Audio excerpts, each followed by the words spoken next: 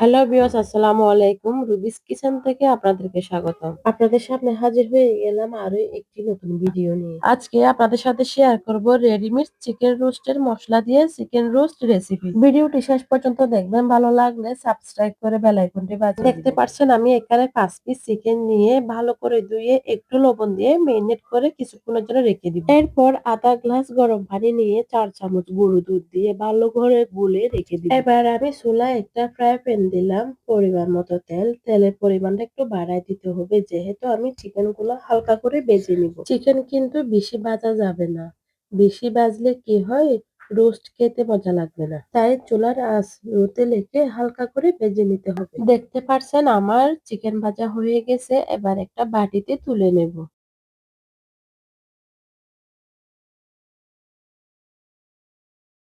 ওই তেলে আমি কিছু পেঁয়াজ ভেজে নেব, পেঁয়াজ বেরেস্তার জন্য। দেখতে পাচ্ছেন আমার পেঁয়াজ ভাজা হয়ে গেছে। তারপরে আমি রেডিমেড রোস্টের মশলা দিয়ে একটা মিশ্রণ তৈরি করব। এবার আমি রোস্টের মশলা একটা বাটিতে ঢেলে ঠান্ডা পানি দিয়ে গুলিয়ে নিব। ওই মশলার উপর 2 চামচ টক দই, 2 টুকরা লেবুর রস দিয়ে আরো ভালো করে মিক্স করে নিব। এবার পেঁয়াজ বেরেস্তা ভাজা তেলের মধ্যে কিছু গোটা মশলা দেব রোস্টের জন্য। দারচিনি, এলাচ, তেজপাতা, 2 চামচ আদা রসুন বাটা দিয়ে একটু ভেজে এরপর 1 কাপ পেঁয়াজ কুচি, 1 চামচ জিরার গুঁড়া, 1 চামচ গরম মশলার গুঁড়া, 1 চামচ মরিচ গুঁড়া, একটু পানি দিয়ে কিছুক্ষণ কষিয়ে মশলাগুলো বেশ কিছুক্ষণ কষানোর পর এবার দিয়ে দিব 1 কাপ পেঁয়াজ বাটা। কিছুক্ষণ নাড়াচাড়া করার পর এবার দিয়ে দেব মিশ্রণ করা রাঁধুনি রোস্টের চিকেন মশলা।